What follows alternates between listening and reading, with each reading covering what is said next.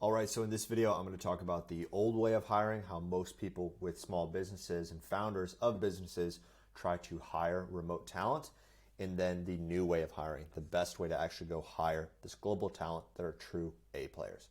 So my name is Ben. I'm the founder of Zaboda. We're a staffing agency that recruits globally, mainly in Central and Eastern Europe, and then also Latin America for nearshore options. We've been staffing for the last several years now out of these locations, and we're ready to help you out if you have those staffing needs. Typically, a small business owner will look at the different tasks throughout the day that they don't like and choose to delegate those. What happens here is a task that they don't like to do will seem like it takes 2 times as long, and there's that illusion of it being very, very stressful and taking a long time, when in actuality, it may only take 1 hour. It seems like it takes 2. This is where they set themselves up for failure. Instead of just delegating the tasks that they don't like to do, they should sit down and go through a time audit, and I'll talk about that in a little bit in the new way of hiring, but this old way of hiring is really the process that most people take. They're super stressed, they think of the tasks that they don't like, and then they want to just instantly jump into hiring. After the small business owner or founder is done thinking of these tasks that they don't like and they want to delegate, they're going to go to ChatGPT, create a job description, and then attach a random salary. Now, depending on where you're hiring from, salaries are going to range very, very greatly. If you're hiring in Latin America, Central Europe, Eastern Europe, Southeast Asia, those all have different salaries in those locations. They have their pros and cons to the talent. I'll explain that a little bit more in a further video, but just because you heard that your friend got a really good deal for $9 an hour in Southeast Asia or in Argentina, you can't just throw up the same types of salaries and expect that you're going to get the same type of results or great hires that that person got at that salary range across the globe. After they have the job description that's ChatGPT generated with the random salary, they're going to throw it up on traditional sites. So LinkedIn, Upwork, Fiverr, those overused fishing holes that everyone's looking for talent on, and hope for the best. What happens? They'll get a ton of different applicants. Maybe they'll get a couple hundred on LinkedIn or Upwork or Fiverr or wherever they're looking for that talent. They're going to try to filter them down.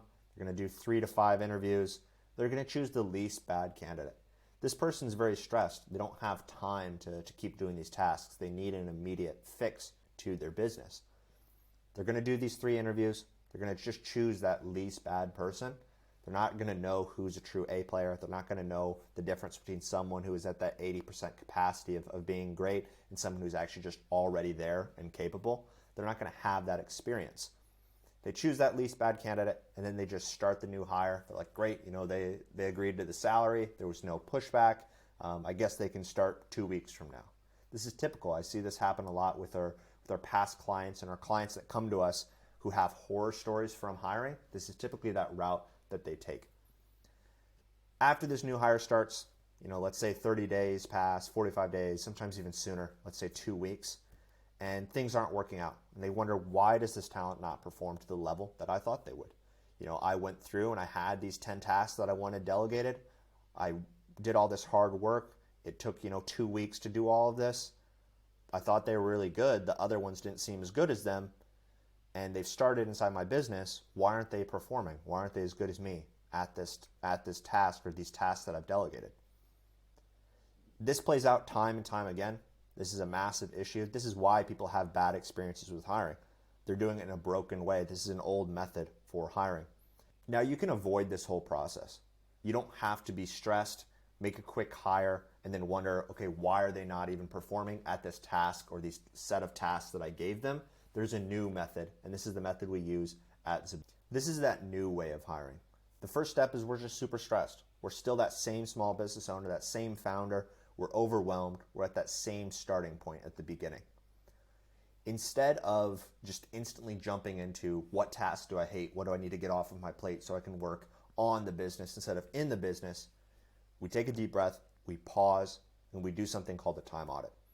A time audit is basically where we track 48 hours to 72 hours of our time, preferably more than that if you have time to not rush this hire, and you see what tasks are you actually doing throughout the day.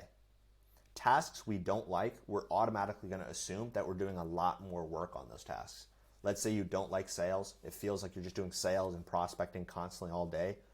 45 minutes of prospecting, if you don't like it, is going to feel like 2 hours. It's going to feel like 3 hours of prospecting. So there's kind of a mental block that you have to get through in order to actually make a hire, instead of just saying, oh, these are tasks I don't like, this is what I should delegate. It's not often that the tasks you don't like are those first ones that you should delegate, especially if you're someone who doesn't like sales. So if you're a small business owner, you're a founder, you should not delegate sales. What you should do is stay focused in that sales process, because the moment you delegate sales, you get further away from that end user, your clients. As their kind of needs and their problems and their objections shift, you won't be able to have a read on that. You'll be further away from that, and your service won't be able to adapt to be the best service in the market for those adapting needs. So that's why you should stay inside of that sales process and not delegate yourself, even if you don't like that sales process. After we finish this time audit, we will have a list of tasks that we've done over 48 hours to 72 hours. And now we can go through and see what's actually bogging us down. Every time we do this, there's going to be a list of tasks that we should just eliminate, that we shouldn't be doing. So maybe it's checking some social media. Maybe it's some scrolling on random things. When you're doing your time audit, you have to be very granular with your time and track every single thing that you're doing throughout that workday, so you can understand what do you need to just stop doing and not delegate, because there's really no reason to delegate some of these random tasks to someone if they're not actually useful. You need to stop doing things that are not useful, that aren't earning you more money or moving that business forward. So in the time audit, we're looking for things we need to eliminate and then delegate, and things that we need to keep under our control. So anything like sales related, anything close to money-making activities, some of the client stuff, we should probably hold on to it depending on what stage of revenue or stage of business we're at. But we're looking for those kind of three options. So the eliminate, the delegate, and what should be kept under our control. After we have this list of things that need to be eliminated and delegated, we can create a job description. We're creating this job description, but more importantly, before we do anything with this job description, we need to have key performance indicators. We need to have actual benchmarks for people to hit and metrics that we're going to judge this new hire off of. True A players are attracted to beating records and smashing metrics and improving constantly. If you have no actual path for someone and you say, hey, just come be a sales rep at my company, and you have zero KPIs, you're going to attract people who want a salary and want to hide in the busy work. You're not going to attract someone who wants to be held accountable and smash records. You're just going to attract people who are truly just B and C players, who are more of button pushers. And you don't want that in the kind of sales oriented side of your business, or really anywhere inside of your business. So each job description must have some KPIs that are held accountable to. You can have a scorecard and a more in-depth thing that you share further into the interview process, but I like to put KPIs inside of job descriptions so people have a rough understanding of like, oh, this is a place where there's metrics and I'll be held accountable for things. Again, you don't need to have all of the key metrics with numbers and specific things inside of the job description, especially if you're in a very competitive industry. But letting those candidates who are applying to your job know that, hey, this is a place that means business and has metrics, that's very, very key. You're going to attract a lot more A players that way. At this point, you've got a couple of options. You can go back to the old way of hiring, post on the same talent pools as everyone else, do a couple of interviews, choose the least bad candidate, start this person as a new hire at your company, and wonder if they're actually going to perform. Or what you can do is stay with this new method and work with us here at Zibota. Our team is going to do all of the sourcing, the interviewing, and the vetting, leaving you with a pre-vetted list of candidates to bring to second round interviews and skill set tests. You'll easily be able to start this new hire and feel the actual real success of hiring a true A player within your small business or company.